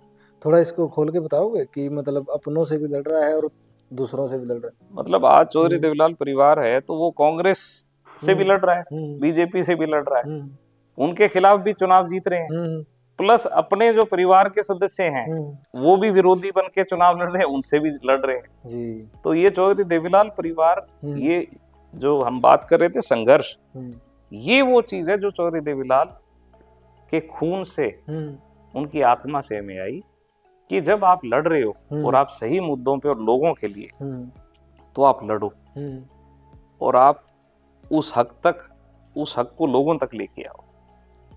आज अगर हम ये चुनाव की बात करें, डवाड़ी के अंदर आदित्य और दिग्विजय आमने सामने थे। ठीक है। चौधरी देवीलाल का खून है और वहीं पे बीजेपी का कैंडिडेट भी था और कांग्रेस भी। कांग्रेस वाला भी तो शायद उसी रूट से है। हाँ, वो भी परिवार से है, लेकिन पार्टी के तौर पे मैंने कहा कि वो पार्टी तो कांग्रेस राष्ट्रीय पार्टी होगी। इधर चौधरी रणजीत सिंह थे और अर्जुन था, और उधर कांग्रेस भी थी और बीजेपी। तो चौधरी देवीलाल परिवार अपनों से भी लड़ रहा है और बाहर वालों से भी लड़ रहा है, अपनों से भी लड़ना पड़ रहा है, गैरों से भी लड़ना पड़ रहा है। ऐसा कोई और कहीं है परिवार तो बता दीजिए हिंदुस्तान में जी। और लड़के और फिर पहुंच भी रहे हैं उस लड़ाई को, उस हक को लाने के लिए। तो अगर ये ताकत एक हो जाए तो फिर देखो, आम लगभग हर लोगों की इच्छा होती है भी कोई भी ताकत है वो उसको खंडित ना हो, वो इकट्ठी होके चले। तो वो तो आगे भविष्य के गर्भ में है भी क्या होगा। ठीक है। उसका फैसला तो जो परिवार के हमारे जो वरिष्ठ सदस्य हैं, परिवार के जो बड़े हैं, वो फैसला ले। मतलब अगर परहेज ना हो तो इस तरह की कुछ बातचीत का है संभावना कि हाँ हो सकते हैं, या फिर? देखिए, मेरे पर्सनल जो विचार है कि चौधरी देवीलाल परिवार, हमारा काम है जो हम लोगों की लड़ाई लड़ रहे हैं। जहाँ लोगों की लड़ाई है और लोगों के हक की बात है, वहां पे अपने जो छोटे मोटे स्वार्थ है उनको खत्म कर देना चाहिए। ठीक है। क्योंकि वो महत्व नहीं रखते। चौधरी देवीलाल का सपना लोक राज, लोगों का राज, लोगों के द्वारा राज, ठीक है जी, वो स्थापित कैसे हो। आज हरियाणा के अंदर पार्टी राज है, लोक राज नहीं है। ठीक है। बीजेपी का राज है, पार्टी का राज है। बीजेपी का वर्कर भी काम नहीं करवा सकता। ओके। गांव के अंदर खड़ा होके कोई एक वर्कर आवाज लगा के नहीं कह सकता भाई मेरे को किसी को काम है तो मेरे को पर्ची दे दो, मैं सारे काम करा दूंगा। ठीक है। क्योंकि वर्कर को भी पता है कि तूने अगर जिम्मेवारी उठ ली तो सारा गांव तेरे पीछे पड़ जाएगा और काम तेरा काम होना होने है। का नहीं। ठीक बात है जी। सैनी साहब कह रहे थे एक बार कि मेरा कार्यकर्ता, बीजेपी का कार्यकर्ता अब चौधरी है, अफसरशाही सुन लो, हाँ, मतलब। तो वो तो कह दिया उन्होंने, हम्म। उसको सत्यापित कौन करे। हम्म। अब वो वर्कर जाके थोड़ी कहेगा कि सीएम ने जी कह दिया, मेरा तो कोई सुनवाई नहीं हो रही। वो तो कहने की बात है, उसको आप धरातल पे कितना लागू कर पाए। आपने कहा कि मैं देवीलाल का सबसे छोटा पोता हूँ, तो ये पीछे का जिस तरह उस टाइम आप भी थोड़े मतलब दूसरी विचारधारा के साथ जुड़े हुए थे, पार्टी दूसरी थी, तो अभय सिंह को भी आपने चैलेंज किया था उस टाइम। देखो मैंने फिर कहा वो राजनीतिक चीजें हैं, पारिवारिक तौर पे मैं कभी अपमान नहीं किया मैंने किसी का, ना करूंगा। राजनीतिक तौर पे आदित्य भाई साहब बीजेपी के अंदर थे, चुनाव भी लड़ा पिछला। हमने कभी भी एक राजनीति से अलग हटके परिवार पे कटाक्ष नहीं किया। हालांकि ये अलग भी हुए, जेजेपी अलग बनी, हमने उस पे भी कोई कटाक्ष नहीं। उस समय पे आदित्य भाई साहब ने कहा भी परिवार को कोशिश भी की भी एक होना चाहिए, भाई आप लड़ रहे हो लोगों के लिए लड़ो। बीजेपी के अंदर रहते हुए भी आदित्य भाई साहब ने वो काम किए और शायद उसका नुकसान भी हुआ कि बीजेपी के अंदर एक बार तो वो भेड़ लेके सिरसा जो ये होता है अपना म्युनिसिपल कमेटी का जो दफ्तर है, उसमें प्रॉपर्टी आईडियों का लफड़ा चल रहा था, जो पीछे बड़ा घोटाला भी है उसके अंदर। तो प्रॉपर्टी आईडी वहां पे वो लोगों की बन नहीं रही थी, तो उन्होंने जाके भेड़ें लेके उसके अंदर गए, जिसके ऊपर मनोहर लाल जी सीएम थे। उन्होंने कहा यार ये क्यों किया आपने, इससे बदनामी होती है सरकार की। तो आदित्य भाई साहब ने उनको भी कहा कि जी बदनामी सरकार की तो भेड़ से तो एक दिन ही हुई, पर ये प्रॉपर्टी आईडी तो रोज बदनाम कर रही है। तो उन्होंने हमेशा उसके खिलाफ भी आवाज बुलंद की। हमने कभी अपने हित के लिए राजनीति नहीं की। ठीक है, आप लोगों की लड़ाई को कितना आगे लेके जा सकते हो। वो बीजेपी में रह के भी उन्होंने बहुत सारे मंच ऐसे मौके हैं, एक बार तो धरना देना पड़ा राजस्थान कैनाल के ऊपर सरकार के खिलाफ, सरकार के अंदर रह के। तो उस चीज को बीजेपी नागवारा समझती है कि हमारे अंदर आप रह के ऐसा आप ना करें। तो वो तो रबड़ स्टैंप की तरह ही, रबड़ स्टैंप की तरह चौधरी देवीलाल का खून रबड़ स्टैंप नहीं बन सकता। मतलब मैं ये कोई राजनीतिक बयान नहीं है, हमारे अंदर है ही नहीं वो चीज। जब हम कोई, मैंने इसीलिए कहा कि कोई भी मुद्दा है वो लोगों का है जी, हमारे लिए वो महत्वपूर्ण है। 2014 के अंदर मैंने 6 दिन जेल काटी। मेरे जीवन में मेरे पे कोई केस नहीं है, आज तक कोई मुकदमा नहीं, एक ही मुकदमा हुआ था मेरे पे, वो 2014 के अंदर, जिसमें इंटरव्यू सिस्टम को खत्म करने के लिए मैंने मुहिम शुरू की थी, युवा बोलेगा। और आज इंटरव्यू सिस्टम नहीं है हरियाणा के अंदर, ऑलमोस्ट खत्म ही कर दिया जी। तो वो उसको शुरुआत मैंने किया। आज वो सिस्टम नहीं है, तो मेरे को खुशी इस बात की है कि जो विजन, जो चीज मैंने सोची वो चीज हटी और लोगों को उसका लाभ मिला। वरना पहले पिक एंड चूज पॉलिसी थी, इंटरव्यू के माध्यम से बहुत सारे जो अच्छे योग्य कैंडिडेट थे उनको बाहर निकाल दिया जाता था। बिल्कुल। तो ये चीजें हैं कि पार्टी कोई भी हो, चौधरी देवीलाल खुद मुख्यमंत्री रहते, उनका बयान था कि पहले मैं किसान हूं बाद में मुख्यमंत्री हूं। उन्होंने तो खुद मुख्यमंत्री रहते हुए ये कहा कि पहले मैं किसान हूं फिर मुख्यमंत्री हूं। तो हमें पहले खुद को समझना होगा। पार्टियां तो एक माध्यम है जी, जहां आप लोगों का आप काम कर सकते हैं, लेकिन वो पार्टियां अगर लोगों से ऊपर उठ जाए तो फिर वो लोग भलाई नहीं करेंगे। आजकल बड़े मुश्किल है सर ऐसे नेता मिलने की, बेबाकी वाले या फिर अपने निजी स्वार्थ ना रखते हो, जनता के ही सुनने वाले। आपको लालच मारना पड़ेगा, जो अपना लालच मार देगा वो आपको व्यक्ति वैसा नेतृत्व दे पाएगा। आज आप बताइए भी कितने नेता हैं हरियाणा में या देश में जो अपने लालच को मारे। सबसे पहली बात है बीजेपी या कांग्रेस, इन्होंने एक कल्चर शुरू कर दिया हाई कमान। आप कहीं भी जाते हैं या आप चुनाव पीछे आप कवर करोगे तो जो भी कैंडिडेट टिकट लेके आता है वो जनता में बयान देता है कि मेरे को हाईकमान ने टिकट दिया है, बिल्कुल। ठीक है। अब ये कितनी विडंबना है लोकतंत्र की कि आप नाम तो लोकतंत्र दे रहे हो कि ये लोकतंत्र है, लेकिन यहाँ पे टिकट हाईकमान देता है। तो लोगों का तो इसके अंदर कुछ नहीं है जी। जो कैंडिडेट है वो लोगों द्वारा चयनित नहीं है। हाईकमान जिस पे मोहर लगा देगा कि ये हमारा कैंडिडेट है। तो ये जो चीज है, अगली लड़ाई जो है वो हाईकमान के खिलाफ लोक कमान होनी चाहिए। ओके। जो लोगों के अंदर कमान हो। इंडियन नेशनल लोकदल में चौटाला साहब वर्कर को अहमियत क्यों देते थे? आज भी बात होती है कि चौटाला साहब वर्कर को नहीं भूलते थे और वर्कर का काम करते थे। वो गांव के अंदर जितने भी वर्कर थे वो उनके द्वारा वो एक प्रक्रिया चलाते थे भी बताओ कैंडिडेट किसको बनाना है, बताओ टिकट किसको देनी है। तो वर्कर तय करते थे जी टिकट इसको दो, ठीक है, और वो टिकट दिया करते जी। आज ना तो कांग्रेस में वर्कर तय कर सकता कि टिकट इसको मिलेगी, ना बीजेपी का वर्कर तय कर सकता टिकट इसको मिलेगी। बीजेपी के अंदर, कांग्रेस के अंदर जुलाना का हल्का है, वहां 86 कैंडिडेट थे जो आवेदक थे टिकट के लिए, और सब ने 20-20 हजार रुपए भरे। हाँ, फीस दे रखी थी, ठीक है। और कांग्रेस ने टिकट किसको दी? विनेश को, विनेश फोगाट, जो आवेदन भी नहीं किया जिसने। ओके। तो सबसे बड़ी बात ये है कि आपने 86 लोगों से 20-20 हजार रुपए भरवाए क्यों, जब आपने देना ही नहीं था। तो जो हाईकमान कल्चर है उसको खत्म करना बहुत जरूरी है। ये हाईकमान कल्चर हमारी लोकतंत्र की जो हमारी एक शक्ति है उसको खत्म करके ये तानाशाही में तब्दील हो रहा है। ठीक है। बीजेपी के अंदर भी टिकट हाईकमान तय करता है, कांग्रेस में भी हाईकमान तय करता है।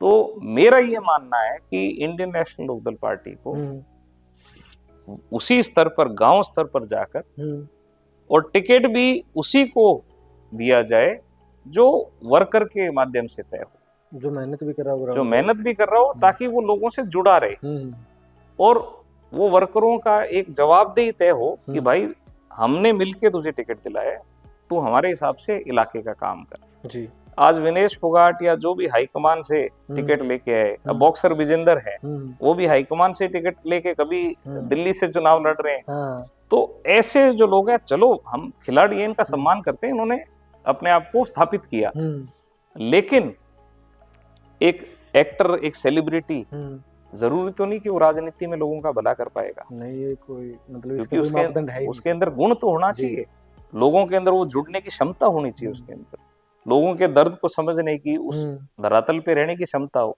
जरूरी नहीं है कि एक गरीब परिवार से खिलाड़ी बना, अंतरराष्ट्रीय ख्याति प्राप्त की, तो जरूरी नहीं है कि वो कह दे जी मैं गांव में रहता हूँ, गरीब हूँ, तो मुझे पता है गरीबों का दर्द क्या होगा।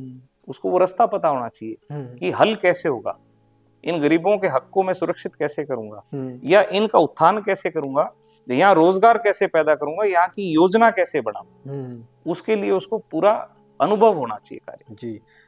तो हैं सभी सत्य हैं, अभय सत्य हैं, जुबान, ये नारा चला रखा है ना सर उनके लिए, या फिर नहीं, अभय सत्य कहने का है कि वो जुबान के धनी है। सत्य तो जुबान ही हुई ना जी, कि मैंने जुबान दे दी, जुबान ही सत्य है। मैं अभी कह रहा था कि राजनीति जो है वो जुबान की या फिर मकसद की। तो अभय सिंह मकसद की राजनीति नहीं करते। ओके। अगर चौधरी देवीलाल इसी से अंतर समझ जाओगे, दर्शक भी समझ जाएंगे मकसद क्या होता है राजनीति में। सबसे ऊंचा पद, चौधरी देवीलाल के पास प्रधानमंत्री पद आ गया था ना जी, उन्होंने छोड़ा। मकसद के पास तो पहुंच गए थे, लेकिन क्यों छोड़ा? क्योंकि उनको जुबान की राजनीति करनी थी। ठीक है। उन्होंने जुबान दी थी चुनाव से पहले कि वीपी सिंह को प्रधानमंत्री बनाऊंगा, क्योंकि यूपी के अंदर इलाहाबाद उपचुनाव लड़ा था। इलाहाबाद का जो उपचुनाव था वो वीपी सिंह ने लड़ा और उनको जितवाया था। वीपी सिंह ने बफोर्स कांड को उजागर किया था राजीव गांधी के। ओके। और उन्होंने कांग्रेस को छोड़ के जनता दल के अंदर आए। चौधरी देवीलाल ने उनको प्रधानमंत्री बनाने का ऐलान किया था और उन्होंने उसको निभाया। अगर मकसद चाहिए था तो चौधरी देवीलाल के साथ तो सारे मेंबर ऑफ पार्लियामेंट थे ही। बिल्कुल बिल्कुल। तो उनका मकसद तो हल हो रहा था, प्रधानमंत्री बनना था, शपथ हाँ करनी थी, हाँ करते शपथ ले लेते। पर वो जबान की राजनीति थी। आज हरियाणा के अंदर और देश में जबान की राजनीति खत्म होगी। अभय सिंह उस जबान की राजनीति को आगे लेके जा रहे हैं, इसलिए उनको अभय सत्य है ये नारा दिया जाता है। ठीक है। और हमें जबान की राजनीति करने वाले नेताओं का साथ भी देना चाहिए और उनको आगे लेके जाना चाहिए। अब क्या प्लान है मतलब अगर INLD पार्टी देखो, आप भी सक्रिय हो रहे हो, मतलब क्या रूपरेखा बना रखी है कि हाँ किस तरह से हरियाणा में आगे फिर रूट के से जुड़ा जाए, जड़ों से जुड़ा जाए? नहीं, अभी जैसे उन्होंने जो कार्यकारिणी वो तो चौटाला साहब के रहते ही भंग कर दी थी पूरी, तो अब नई कार्यकारिणी का गठन होगा, तो वो हर गांव से उसको गठित किया जाएगा। ठीक है। तो जैसे और पार्टियों के अंदर वही मैंने फिर बताया कि वहां से तो पिक एंड चूज है कि ये स्टेट का अध्यक्ष बनेगा, ये जिले के बनेंगे, वहां से लिस्ट जारी होती है। तो अभय सिंह जी चौटाला साहब की तरह कार्यकर्ताओं के द्वारा ही उस पूरी कार्य प्रणाली का गठन करेंगे, चाहे वो हल्के स्तर की हो, चाहे जिले स्तर की हो, चाहे गांव स्तर की हो, उस पे पूरा कार्य किया जाएगा। आपको लगता है क्या ये वही मतलब जोश दोबारा से उठेगा? हाँ, लोगों में? बिल्कुल बिल्कुल उठेगा। ओके। अंत में मैं आपसे कुछ नाम लूंगा जो आपका पहला विचार है उनके प्रति, वो अपने रखना है। नायब सिंह सैनी मुख्यमंत्री हरियाणा। एक कुर्सी को भर रहे हैं मुख्यमंत्री के तौर पे। ओके। कोई उपलब्धि नहीं है जी। मनोहर लाल खट्टर। प्रशासक भाजपा के। ओके। राम कुमार गौतम जी। वो दादा हैं सबके। आपने भी बोल दिया था। तो वो जगत दादा हैं। वैसे भी हमारे जो अच्छा जी बुजुर्ग हैं और ब्राह्मण जो हमारे हैं उनको हम हमेशा दादा से ही संबोधित करते हैं, तो वो जगत दादा है हमारे। दुष्यंत चौटाला। सीखना होगा बहुत अभी। ओके। और हरियाणा में अगर आपको पसंदीदा विधायक चुनना हो कि मेरा इन 90 में ये पसंदीदा विधायक है, तो आप किसके ऊपर मोहर लगाओगे? हालिया विधायकों में? हालिया विधायकों में ना, ऐसा कुछ मैं नहीं कह सकता, क्योंकि अभी वो चीज साबित करनी होगी। अभी तो चुनाव हुए हैं जी। तो अभी 6 महीने के दौरान क्या जो विधायक हैं, क्योंकि कहने को तो अर्जुन है, आदित्य जो भाई है, मैं तो कहूँगा मेरे पसंदीदा ये है, तो अभी इनको भी क्या करेंगे, साबित करेंगे। तो मतलब मैं बड़ा स्पष्ट हूँ इस मामले में कि कोई चीज मेरे को समझ आए तो मैं उस पर बोल देता हूँ कि ये आदमी अच्छा कार्य कर रहा है। ओके। तो अभी तक मेरे को ऐसा, क्योंकि 42 तो नए विधायक हैं, जो ऑलमोस्ट आधे तो नए विधायक चुन के हैं, तो उनके अंदर हमें कौन विधायक काम करेगा या कौन विधायक नजर आएगा, अगर विपक्षी है तो विपक्ष के अंदर वो कितनी मजबूती से बात उठा रहा है, ओके, तो उसका आकलन करने में समय लगेगा। और अभी ये भी खबर चल रही है कि रानिया वाले की काउंटिंग हो रही है। नहीं, वो तो कल हुई थी और उन्होंने उसको रोक भी दिया, सर्वमित्र ने लगाया था। काउंटिंग नहीं है, वो वेरिफिकेशन कर रहे हैं। अच्छा, मतलब जो वीवीपैट है उसका और वोट का मिलान किया जा रहा है कि जहां वोट डला है क्या वीवीपैट भी वही है, तो उसका मिलान हो रहा है, वो रिकाउंटिंग नहीं है। तो वो क्लियर होगी चीज? हाँ, क्लियर है, उसमें तो कुछ था नहीं। ओके। वो तो सिर्फ ऐसी ही एक कोशिश करता है इंसान की, मेरे को अब 9 बूथ के ऊपर 4,500 वोटों की लीड को कैसे कवर करोगे। ओके, ठीक है। तो बिना पार्टी विचारधारा के काम होते हैं, मतलब अगर सरकार दूसरे दल की है या फिर विधायक दूसरे दल का है, और अगर जेन्युइन काम है या फिर लोकहित का काम है तो करते हैं लोग। अगर जेन्युइन काम है और वो लीगली होना चाहिए तो उसके अंदर मतलब प्रेशर अगर आप बनाओगे तो काम होगा। ओके। क्योंकि मान लीजिए अब गांव का रास्ता है वो टूटा हुआ है, तो अगर आप मजबूत पैरवी करोगे तो सरकार कितने दिन अनदेखी कर सकती है, लेकिन आपको पैरवी करनी पड़ेगी, वो बनेगा। अब जैसे SYL का है, ये काम भी देखना 5 साल में होगा, तो हमारी शुभकामनाएं हैं, इनको करना पड़ेगा। क्योंकि अगर ये नहीं करेंगे तो अगले चुनाव के अंदर जो एमपी हैं और एमएलए लगभग आज जिस इलाके को एसवाईएल की जरूरत है वहां से लगभग विधायक बीजेपी के हैं, ठीक है। सांसद भी बीजेपी के हैं। अगर वो लोग अब पैरवी नहीं करेंगे तो फिर उनका आगे बढ़ना मुश्किल हो जाएगा। ओके, तो अंत में आप मेरे को या फिर दर्शकों को स्वर्गीय चौधरी ओम प्रकाश चौटाला जी की कुछ 2-4 रोचक बातें या फिर कुछ ऐसे किस्से जो मतलब भूले ना जाने वाले हो, जनता के प्रति, कार्यकर्ता के प्रति, परिवार के प्रति, तो थोड़ा बताना चाहो तो। चौटाला साहब बड़े एक थोड़ा सा कड़क स्वभाव रहा उनका हमेशा जी। और जैसे 2009 के चुनाव के अंदर मैंने और अभय भाई साहब हमने तालमेल किया, मेरे को मीडिया की जिम्मेदारी दी गई थी उस समय प्रचार की। तो उस समय जैसे चौटाला साहब का पूरा एक मेकओवर करना था कि उनकी सारी फुटेज, सारी तस्वीरें पहले पुरानी यूज होती थी, फिर नई तस्वीर कैसी है उसका पूरा फोटोशूट। उस दौरान चौटाला साहब के साथ जैसे काम किया तो लगभग यहाँ पे जैसे जो कैमरामैन हुआ कि चौटाला साहब की फोटो खींचनी है तो सारे डरते थे भी चौटाला साहब कहीं पे कुछ कह दे, टोक दे। तो उस समय मैंने थोड़ा सा बॉम्बे फिल्म मेकिंग में मेरी रुचि थी, तो मैं वहां से एक कैमरामैन को लेके आया बॉम्बे से। उसको मैंने चौटाला साहब के साथ रखा, वो जब कैंपेन करते थे कि तू रह के इनकी नॉर्मल जैसे मतलब कैंडिड फोटो खींच ताकि हम उसका अच्छी फोटो का उपयोग कर सकें। तो वो काम किया जैसे, तो उसको पता नहीं था भी चौटाला साहब का स्वभाव क्या है, नहीं तो वो हम कर पाए। अगर वही हम लोकल को देते तो वो कभी फोटो ना खींच पाता। उसकी धारणा ये थी कि ये उसकी धारणा ऐसी थी कि कहीं चौटाला साहब टोक दे, डांट दे, तो फोटो खींचने से भी डरता था जी। तो बाहर के उसको लाके हमने किया तो उसके रिजल्ट बड़े अच्छे आए। और उस कैंपेन में चौटाला साहब मतलब हमने इनेलो को उस समय सीटें भी 31 जीती थी, जिसकी उम्मीद नहीं थी किसी को। तो वो चुनाव के दौरान चौटाला साहब ने कभी मतलब ये नहीं किया कि आलस किया हो। समय के बहुत पाबंद थे, उनको अगर कहा जी 11 बजे स्टूडियो में तैयारी है जी, आपने आके रिकॉर्डिंग करनी है, तो एग्जैक्ट 11 बजे वहां पे मौजूद हो जाते थे, इतने बिजी होने के बावजूद कि मेरे को, क्योंकि प्रचार का ये सामग्री है, ये बहुत महत्वपूर्ण है, वो उसको समझते थे। तो उनका एक समय के लिए पाबंदी और समय का सदुपयोग, वो उन जैसा कोई नहीं कर सकता जी। हमारी उनको विनम्र श्रद्धांजलि है।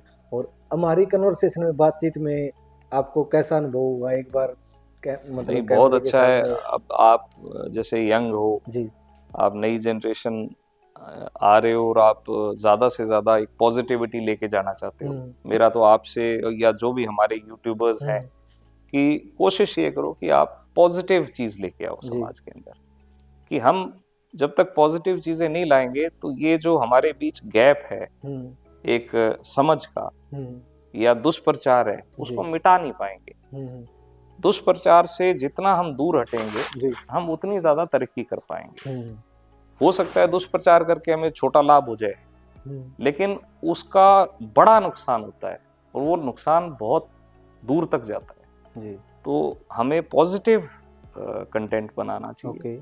पॉजिटिव कंटेंट के साथ आप बढ़ें और जो अच्छे लोग हैं जी समाज के अंदर उनको कवर करो, ताकि उससे हमारी पीढ़ी को, नई जनरेशन को उनका संघर्ष, उनसे प्रेरणा मिले जी। चाहे वो कृषि के अंदर हो, अच्छा किसान है, वो अच्छा उत्पादन कर रहा है, खर्चे कम कर रहा है, वो चीजें हम लेके आए ताकि उससे प्रेरणा बढ़े।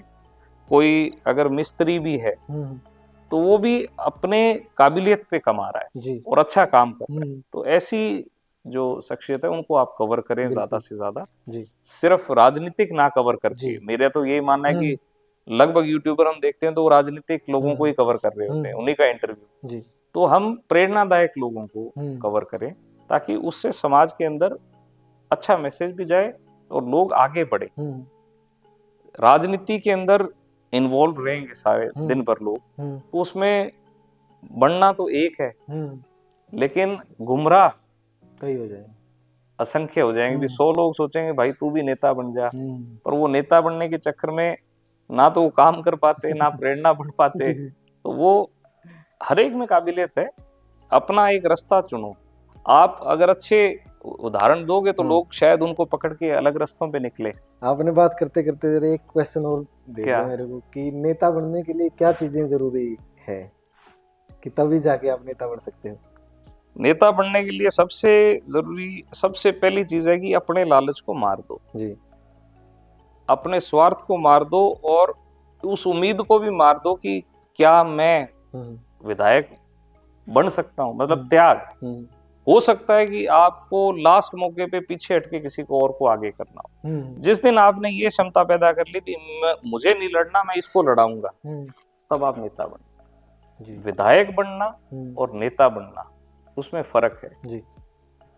चुनाव लड़ने से जिस दिन आपने त्याग करना सीख लिया, मैं चुनाव से भी त्याग कर सकता हूँ, उसका सबसे बड़ा उदाहरण है चौधरी देवीलाल। जब हरियाणा पंजाब अलग हुआ जी। अब हरियाणा के निर्माता उनको क्यों कहा जाता है? क्योंकि बंसीलाल उस समय विरोध करते थे कि देवीलाल तो हरियाणा इसलिए अलग करवाना चाहता है पंजाब से कि ये मुख्यमंत्री बन सके, क्योंकि पंजाब में तो ये बन नहीं पाएगा। तो चौधरी देवीलाल ने कहा कि मेरे को मुख्यमंत्री का लालच नहीं है, मैं कहता हूँ हिंदी भाषी जो क्षेत्र है वो अलग कर दो और उसका नेतृत्व अलग हो, ताकि वो अपना आगे खुद का अपना एक उत्थान कर सके। बोले कि अगर हरियाणा पंजाब अलग होते हैं तो मैं ये वादा करता हूं भी मैं पहला चुनाव नहीं लड़ूंगा जी। और हरियाणा पंजाब अलग हुए 1966 में जी। चौधरी देवीलाल ने पहला चुनाव नहीं लड़ा। 1967 में पहला चुनाव हुआ था और चौधरी देवीलाल ने वो चुनाव नहीं लड़ा और बंसीलाल ने लड़ा। ये फर्क था कि आपको त्याग की भावना होनी चाहिए। आप नेता चुनाव लड़ने से नेता नहीं बनता, एमएलए बनने से नेता नहीं बनता, मुख्यमंत्री बनने से नहीं बनता। आज नायब सैनी मुख्यमंत्री हैं पर उनको कोई नेता नहीं मानता। वो नेता नहीं है, वो मुख्यमंत्री है। अगर नायब सैनी मुख्यमंत्री से त्याग दे दें, त्याग पत्र, और उनको कहें कि आप 50,000 की भीड़ की रैली कर दीजिए, करके दिखा दो। मैं चैलेंज से कह रहा हूं, करके दिखा दो। आज मुख्यमंत्री हैं, आज तो अमला जमला पास है, आज तो करा लो आप रैली 50,000 की। लेकिन आप मुख्यमंत्री से हटके और आपको भी जी मैं रैली करने जा रहा हूं, 50,000 की आप संख्या दिखा दो, आप तब नेता हो। कि आप बिना सत्ता में रहते हुए लोग आपके प्रति जुड़े हों, आपकी एक आवाज पे इकट्ठे हों, वो नेतृत्व होता है। तो नेता बनना त्याग, खुद सर्व त्यागना पड़ेगा सबसे पहला। आप ये सोच लो कि हो सकता है तो जीवन में एमएलए भी ना बने। बाल ठाकरे एमएलए नहीं बने कभी, पर वो नेता थे जी जी। उन्होंने कभी चुनाव नहीं लड़ा जीवन में, पर वो नेता थे। तो नेता की एक अलग परिभाषा है और एमएलए, मंत्री, राजनीति ये पद है, इसकी परिभाषा अलग है। आज हम क्यों देख रहे हैं कि हरियाणा के अंदर कोई नेता नहीं है, पद अधिकारी हैं, विधायक भी हैं, मंत्री भी है, मुख्यमंत्री, पर नेता एक भी नहीं है। नेता बनना बहुत कठिन रास्ता है। चौधरी देवीलाल को 70 साल लगे थे। ओके, 70 साल का संघर्ष हुआ जी। तो ये थे हमारे साथ अनिरुद्ध चौटाला जी, अनिरुद्ध देवीलाल जी, जिन्होंने राजनीति की तमाम बातें हमारे साथ शेयर की। स्वर्गीय चौधरी देवीलाल जी के बारे में, चौधरी ओम प्रकाश चौटाला जी के बारे में, वर्तमान राजनीति के बारे में अनेकों विषयों पे खुलकर बातचीत हुई। बातचीत का सिलसिला रुकने का नाम नहीं ले रहा था, लेकिन समय को देखते हुए आज की वार्तालाप को हम यहीं रोकेंगे। फिर किसी नए दिन नई मुलाकात के साथ इनसे नए विषय से बातचीत करेंगे। मिलते हैं फिर किसी नई वीडियो के साथ। आपका बहुत बहुत शुक्रिया।